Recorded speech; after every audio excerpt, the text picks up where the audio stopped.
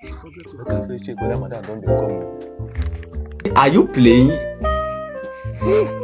Thank God, madam never did come.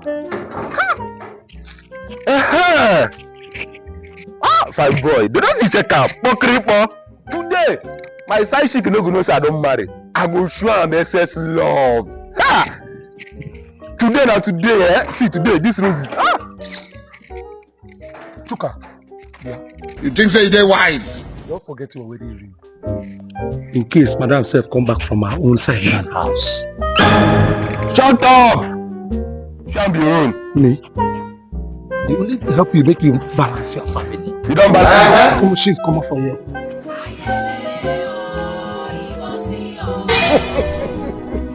He shot you.